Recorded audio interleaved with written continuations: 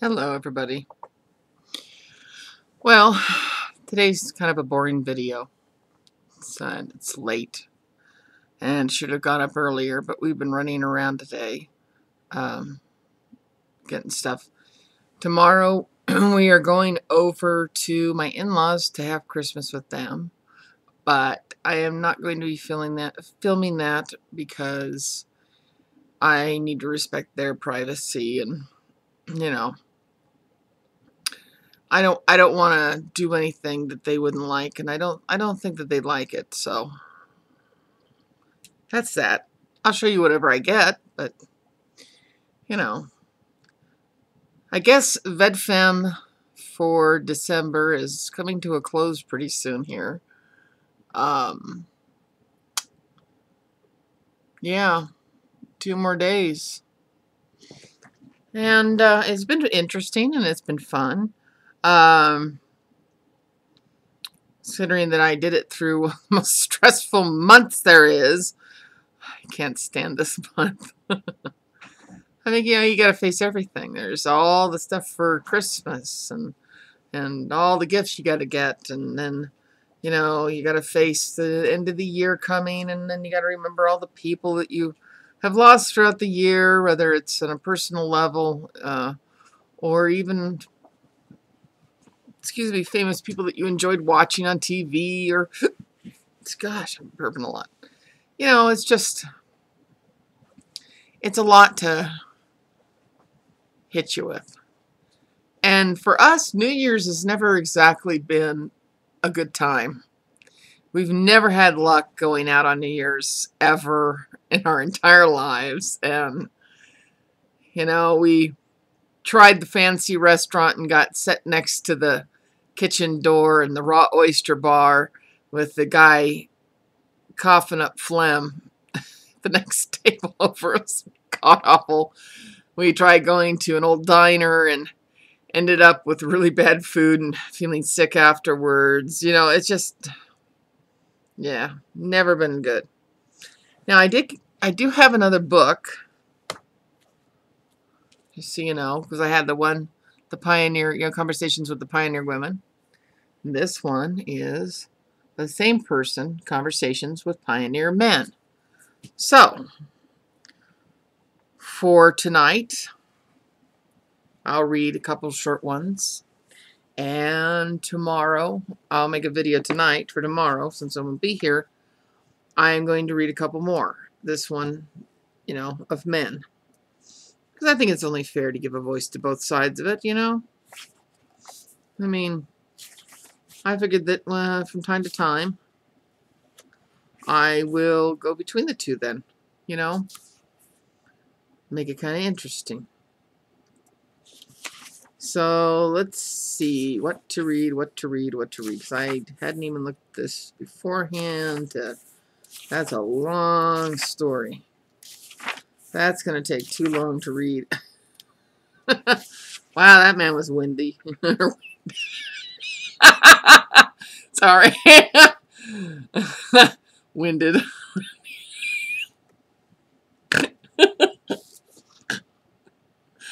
Oh my God, I'm tired. I am so tired. I really am. It was really funny. I gotta tell you this. I went to the doctor before Christmas because I needed to set up to have a bunch of referrals set up. I needed a new cardiologist because my old one is awful.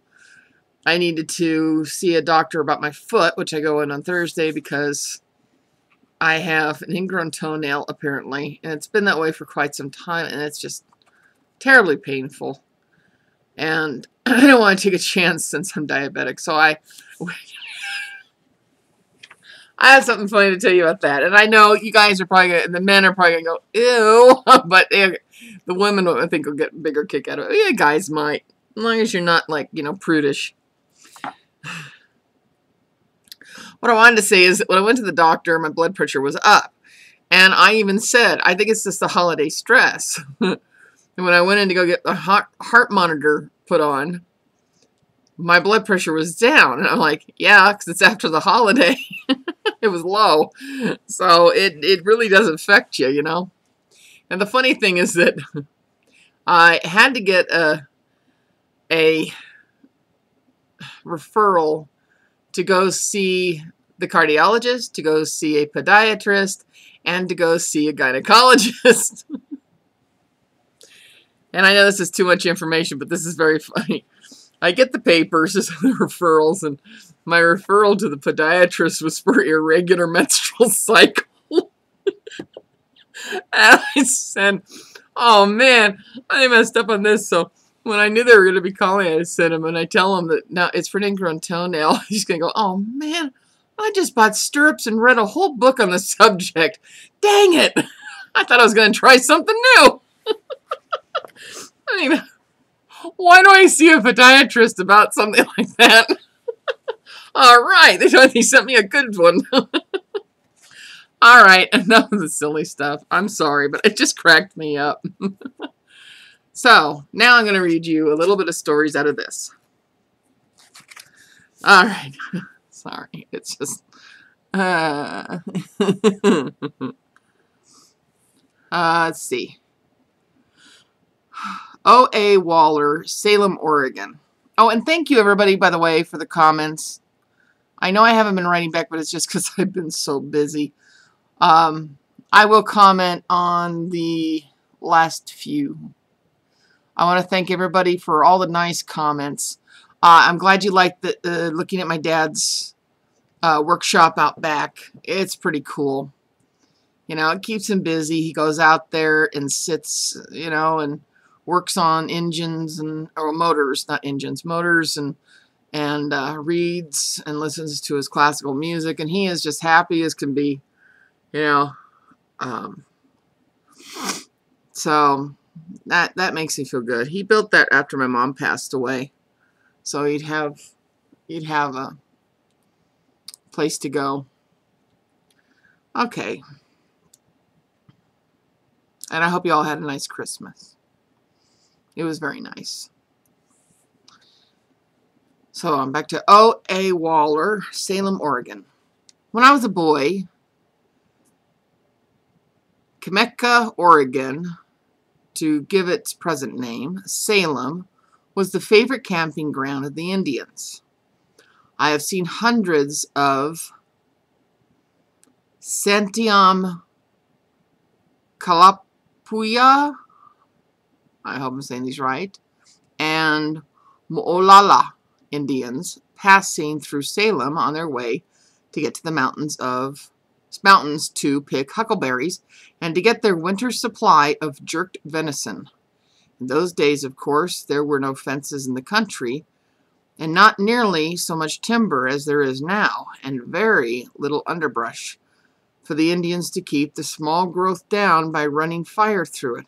Well, now that's interesting. They ran fire through it to keep the growth down.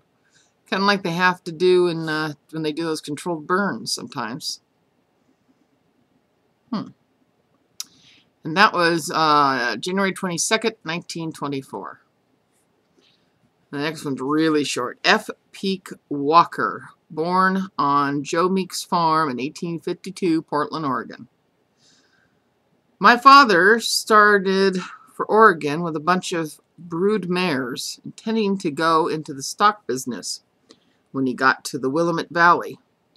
The Indians stole all of his horses and mares on the plains, so he had to hook up his cows on his prairie schooner.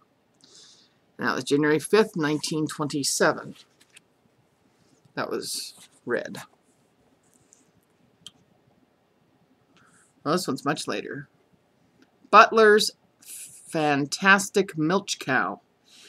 In the 70s, that's 1870s, John Haley owned a stage line between the Dalles, Oregon, and Kelton, Utah. One day, John Haley and his division agent stopped at Red Rock Creek Crossing in Idaho to buy a few tons of hay from a man named Butler, who had settled there 2 years before. Butler said to Haley, "I can't spare you any hay. I need it to feed my own cattle." "How many head of cattle you have?" asked Mr. Haley. Butler said, "When I settled here 2 years ago, I had 1 yoke of steers and a milch cow. But By careful management, I now have 35 head of stock, mostly calves and yearlings, and young stock. Haley said, "You settled here 2 years ago, started with 1 milch cow, and now you have 35 head of stock, mostly calves and yearling? What will you sell me for that milch cow? How much would you sell that milch cow for?" And that was January 22nd, 1933. That poor milch cow must have been really worn out. Okay, A.G. Spexarth. It's an interesting name, Spexarth, from Astoria, Oregon. Many men who came through prominent in the business life of Oregon came to Oregon as soldiers. This is particularly true of troops quartered at Vancouver in the early days. A.G. Spexarth, well-known merchant of Astoria, enlisted at St. Louis at the close of the Civil War and served a year and a half in Montana. From Montana, he came to Portland and arranged with Waukee and Company to dry smelt for shipping to China. I rented an empty loft over the Hopkins hardware store on the east side of the Front Street. I bought well,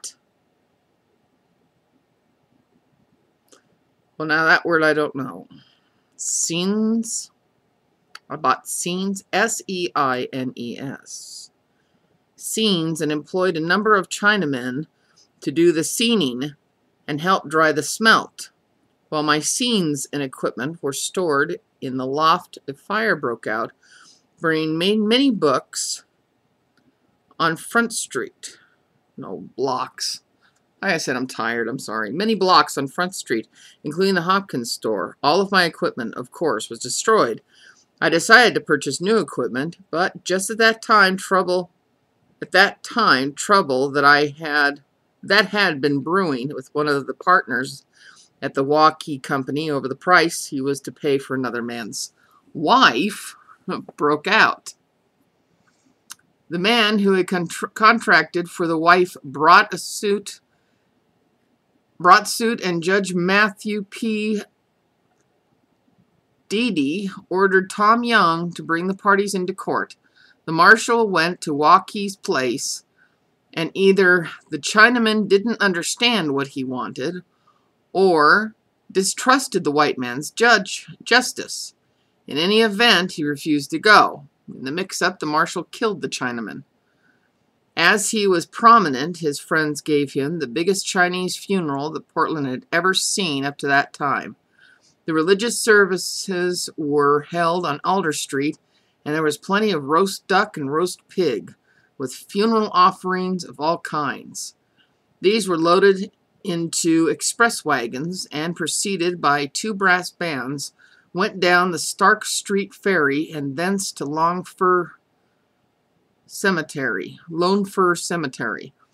A big lot of Indians who happened to be in town went to the funeral, hoping to get in on the feast. The other members of the firm of Waukee were so upset by the death of the partner that they decided not to go into the enterprise of shipping smelt to China. And that was February 10th, 1933. I had to see what time it is. I have Matt Brown, pioneer of 1846, Silverton, Oregon. On December 15th, 1846, exactly 6 months to the day from the time we left Missouri, we made our last camp and turned our oxen loose to graze on the site of what is now Silverton. My father took up 640 acres here. That was May 18th, 1922. That was read. Or told. All right, 2 more and then I'm going to go. Arlie B. Watt, Amity's oldest native son, Amity, Oregon. It took a lot of money to get oxen and wagon to outfit a family for a trip across the plains. So Father saw that his father would not be able to make it. Father refused to wait any longer, so in 1844, with $2.50 in change, a new pair of cowhide boots, and a few fish hooks and pins, he started for Oregon.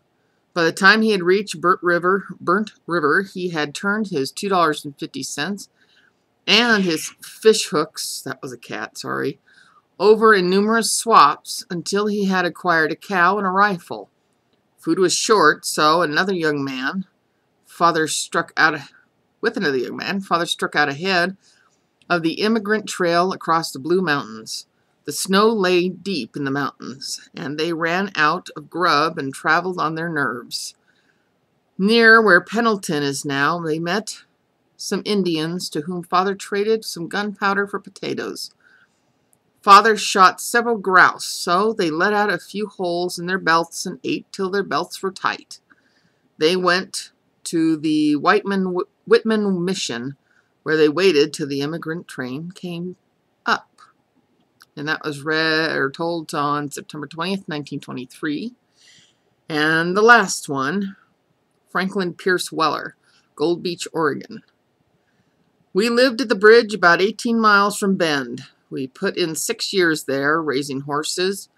I used to go to Albany every year with a 4-horse team and bring a year's supplies. One winter, the snow started to fall in November, and it didn't go off till the following March. During that winter, the mercury went down into the bulb till it froze. It froze more than the mercury, for I had 145 horses when the snow began falling, and when a Chinook in March took the snow off, I only had 60 head of horses left. And that was told on December 22nd, 1932. I'm sure, of course, the bigger ones are going to be more interesting.